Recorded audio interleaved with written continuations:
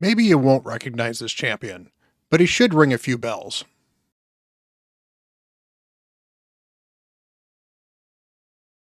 Hello, everyone. Bront, CatHerder here. We're having some fun talking Raid Shadow Legends, and we are here to talk about Belz the Reckoner.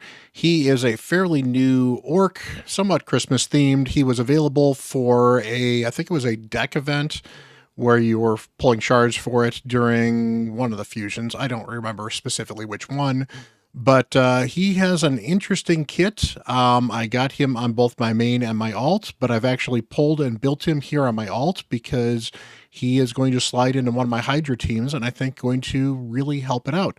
So I'm going to talk about him a little bit. We're going to take a look at him, take a look at his kit, talk about where he might be useful, maybe run a quick damage test, and then we're going to test him out in Hydra and see how much additional damage he can bring, because I think he can be a good damage dealer. He can definitely be a good debuffer. And overall, I think he's a pretty solid champ, which is good because honestly, I think the Orc faction needs a couple of better champions than they have. So, good utility, good nuker, pretty tough. You know, he's not going to necessarily be the most amazing champion on a lot of rosters, but I think he will be very good. So let's actually take a look for him. And to be fair, I haven't had a chance to run him in a lot of the content yet either. So you'll see with me how good he is. So let's get taking a look at him. So, as always, Raid has knocked the looks out of the park. He is pretty awesome looking here. Definitely got the Orc 5, got a little bit of the Christmas colors here, so a little bit of Christmas themed. Got the nice big axe, got apparently an eye in the sack. Well, it's kind of a fun detail. So, yeah, this is a pretty cool looking champion here. As far as his kit's concerned, he is an HP based champion doing damage based off of HP, which is pretty cool. So it should be pretty tanky when you build him for damage. A1 has a 50% bookable to 75% chance of doing decreased defense and ignores some extra defense for each debuff on them. And this is part of why I felt he would be a good damage dealer, is he's got some ignore defense and additional damage buffs in his kit as well.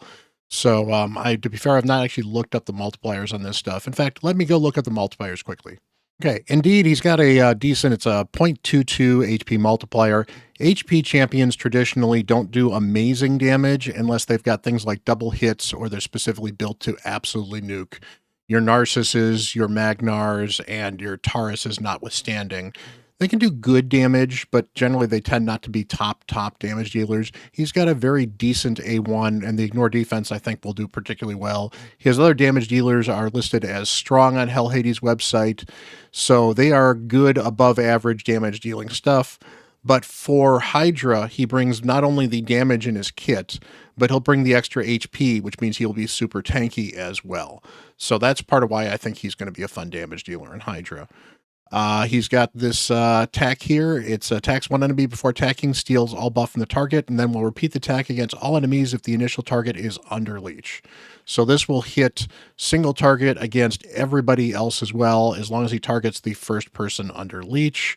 So this is a lot of extra damage. It's nice for him to get some leech out, and he does bring leech and block buffs in his kit on an AoE that appears to hit fairly hard and gives him additional turn meter for each debuff placed by this skill. So in Hydra, that's an additional 40% turn meter, which is actually pretty huge for both getting back to this skill as well as doing some additional damage.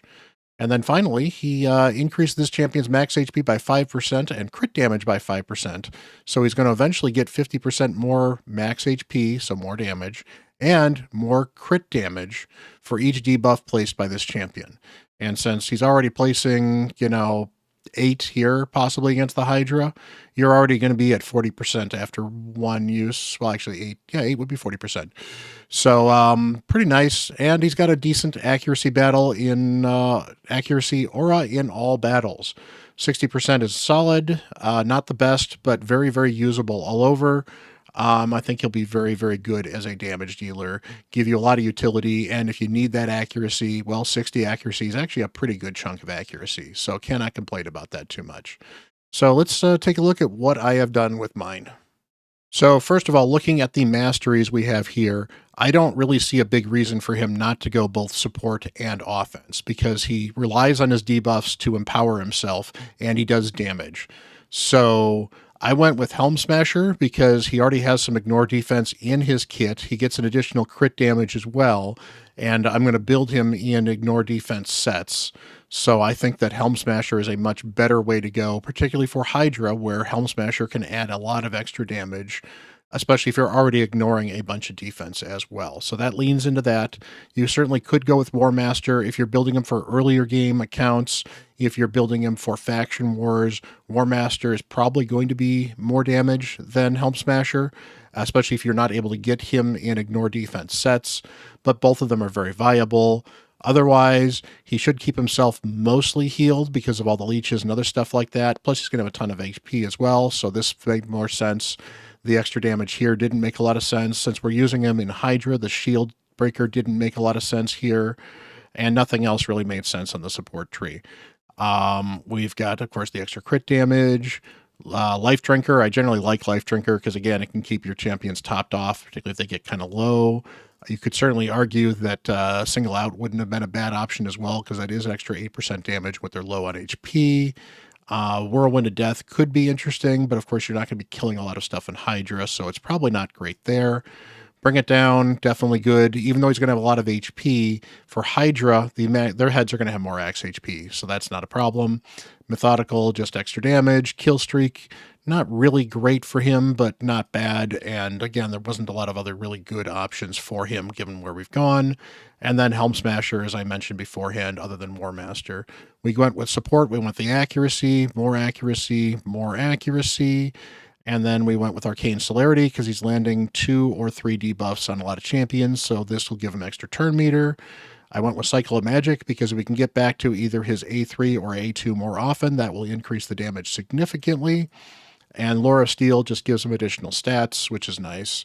And then finally, that gets him over to Master Hexter. Master Hexer will get the leeches and the block debuffs and possibly the decreased defense out for just a little bit longer, which will be very helpful as well. You certainly could go with Evil Eye if you want to use him in Arena. I don't think he's an Arena nuker, but he could be an interesting secondary damage dealer in Arena, so then Evil Eye may make a little bit of sense. Sniper was only good if you don't have him fully booked, because once he's fully booked, he's got everything at landing 100% other than the decreased defense on the A1, but you don't want to be using the A1 too often, so Sniper's not great there. Spirit Haste doesn't make a lot of sense for him, and he's not doing any buffs, so Lasting Gifts doesn't make any sense. So Kill Streak gives you the most damage in non-Hydra content, and since, of course, he'll probably end up using in Centranos as well, he could be using a Secret Room or two. You'll find other uses for him here and there just because you'll have him built on your account, so I think Kill Streak is probably the best option. Okay, so I don't have any blessings on him, which is unfortunate. If I were to go with a specific blessing, I think Nature's Wrath is absolutely the best one here, giving yourself additional damage for every debuff he places because he places so many debuffs. Honestly, any blessing at level 1 is going to give him some additional damage, which is pretty good. You certainly could go with Brimstone if you need to get Brimstone on a champion because he will have enough accuracy to land it, so that's not the worst thing you could certainly do. If you get a 6-star blessing on him, maybe Crushing Rend might be interesting because, again, you're going to be ignoring a lot more defense at that point in time. So that's not necessarily a bad option, too. But even then, Nature's Wrath could be good. That's 5% up to 30% additional damage. Well, honestly, if you're leaning into ignore defense, Crushing Rend is probably sort of good. And if you're not going to lean into the ignore defense, then Nature's Wrath is still going to be good at level 6. Cruelty could be an okay option if you really, really need Cruelty. He does have an AoE and another attack that lets him hit a lot. Phantom Touch, not particularly great. Maybe Heaven Cast, give a little bit extra damage, but honestly, I think Nature's Wrath is probably the best blessing for Belz.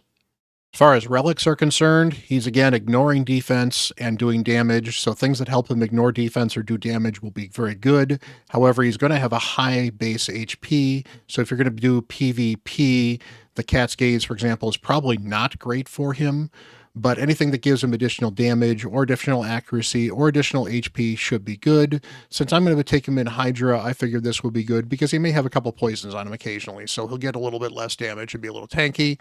You know, I could certainly go the other way around, as I believe there's one that gives a little more damage if you have debuffs on you. That would be decent as well. I just had a couple of extra relics, and I decided to throw one on him. So it's extra HP, extra stats never hurt.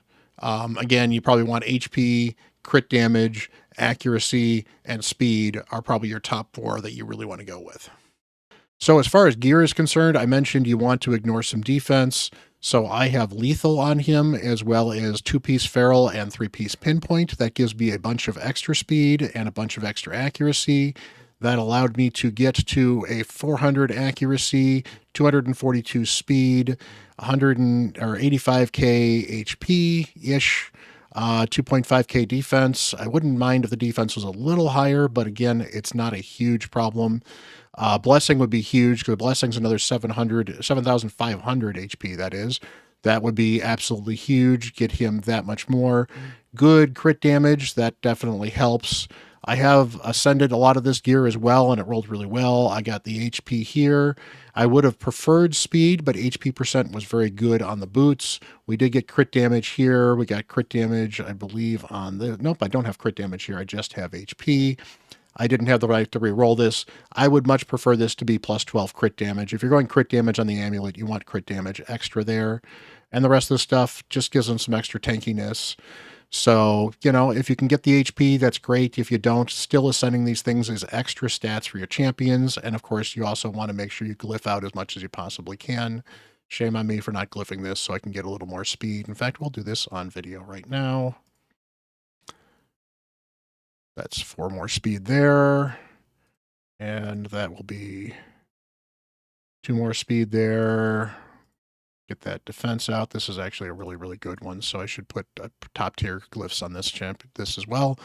So, a little more speed, a little more accuracy, a little more HP. All in all, very helpful for the stats. If you can't go lethal, obviously Savage will work just fine. I think Merciless would actually be very good as well because Merciless gives you all of the fun 9-piece bonuses right here. You're not going to get a lot out of the attack, but the chance of getting some of these skills back off of cooldown is huge. As long as you can get to 6 pieces to ignore 35% defense, Merciless is going to be very solid for him, and you're going to get a bunch of extra useful stats, even if attack is not one of them.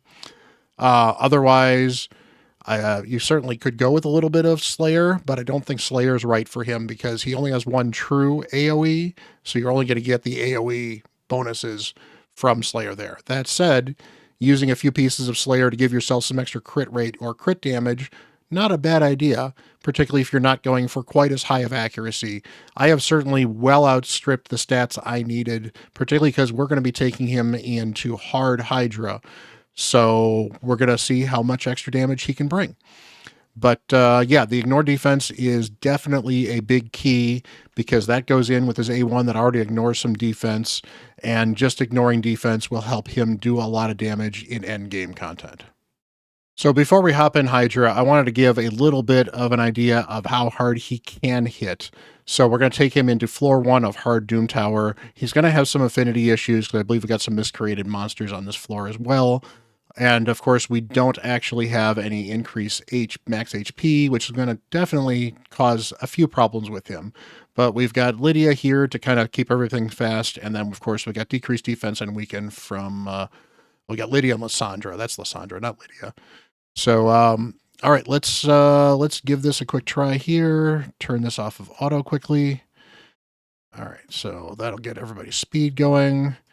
Get that decreased defense and weaken out there. Got it on everybody. So this is his AoE. And just looking here, we'll even slow this down to be let the damage go a little bit further. And, there we go. He was doing 70, 80k, manages to one-shot a couple of the weaker champions. Skull Crusher is actually kind of hard to one-shot because he has got a huge amount of HP. So we'll just kind of steal some turn meter there. Let's lock you out. You're going to kill him? You're going to kill him. That's fine. And we don't have any leech out, so he's not going to hit. So we'll just we'll make sure he doesn't do weak hit. If he does a weak hit, he didn't do a weak hit. Miscreated Monster, pretty big tank, and he did another 70k with that A2. That would AoE there.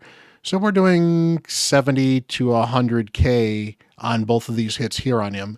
Again, blessings are going to help him a ton. It's not necessarily endgame ultimate damage, but for a debuffer, where the important part is the leech and the block debuffs, or block buffs, I should say, he's doing pretty decent damage. So let's go take him into Hydra, and I'll show you the team I'm going to run, and then I'll show you a team I'm going to compare him to. All right, so this is the hard Hydra team I use on my alt, and we are going to swap Belz in for Deliana once Deliana is done. Now, Deliana, if you're not familiar with her, she has a 4-turn cooldown block buffs, and then she's got an AoE A1 with Leech. So he is a direct competitor to what she does, and I believe he is going to do it a lot better. The affinity is not going to be a major issue on this particular Hydra because we're actually pretty neutral affinity to everybody. We've got 2 heads from every affinity, so it's not a big deal. This Deliana is in Provoke, but I have, what's her name? Vizix here for Provoke, and I've got a Solus here who also does some Provoke and some additional damage as well. So I believe with Belz, plus the fact that we're going to have Vrazelvarg also putting some Leech up as well, we're going to have Leech up almost 100% of the time. We're going to be able to get some additional decreased defense occasionally from Belz when we don't necessarily have it off of cooldown with Lydia. We don't need the extra provokes because we actually have a good amount of provokes going off here. And we should get some, well, big additional damage from Belz over Deliana, even though Deliana is built for some level of damage. She's not built for anywhere near as much damage as Belz. And I think Belz is also going to be just a bit tankier and bring a little more survivability and damage to this team. So we're going to run this team, and then we'll compare with running it with Belz. All right, so 111 million on hard. Pretty reasonable for this team. It's about what this team tends to average. It can do a little more, it can do a little less sometimes. It really does depend. There's a little bit of RNG involved, obviously. But I think with Belz, we are going to top this number, hopefully pretty spectacularly. So let's throw Belz in for Deliana and see what we can do. As far as hiding myself goes, just should cut myself quickly. There you go. You can see Vrazelvarg did manage 36 million. I actually am going to be interesting to compare Vrazelvarg versus Belz as far as damage when we do the swap out. So let's do the swap out and we'll be back in a little bit. So we actually got, about 20 million more damage, give or take. Belz actually with the top damage dealing here. In fact, if I remove myself, Vrazelvarg, very similar damage with 36 million. Belz doing 42. And Vrazelvarg is actually one of the better damage dealers in Hydra. So Belz is able to bring you not only fairly good, not necessarily absolute top tier, but very good damage in Hydra, as well as block debuffs, which is very important, and Leech, which is very important in keeping people alive. In fact, if you look at his healing here too, he and Vrazelvarg very much tied for about as much healing as you're going to do. To be fair, it probably more depends on who owned the Leech in the first place, because that's where most of their healing is coming from. But they are both doing an awful lot of damage and bringing a lot of interesting stuff to your team. So I really like Belz here in Hydra. I think he is going to be a permanent part of this account in Hydra, and I think he will open up some interesting new teams for me, particularly in cases where I either don't have an Ugo available or I have somebody like a Lydia in the team, so I don't need everything that Ugo is going to bring otherwise. So that is Belz the Reckoner. He is a lot of fun. He is not necessarily a top tier champion. He's not necessarily a champion you're going to pull on an end game account and say, yes, I absolutely must build him. But I think he's a very good progression Hydra champion. And to be fair, I think he's on the end curve of progression where he is a good champion to bring to either enable teams that you couldn't do beforehand, bring additional damage into a team that is struggling to get damage with the debuffs that he brings, or otherwise just bring a little bit of extra healing, because Leech, I think, is one of the more powerful healing skills you can bring into the Hydra. So appreciate you guys hanging out. Hopefully this was informative, entertaining, and gives you a chance to see if you think Belz might be good for your account. If you like this video, hit that like button, smash that subscribe button. I really do appreciate it. It's a great way to support me. I do guides like this all the time. I talk a lot about Raid. I try to educate, entertain, and make fun of myself when I can as well. So appreciate all the love. You guys have a wonderful, wonderful day. And until the next video, I'm Bront CatHerder.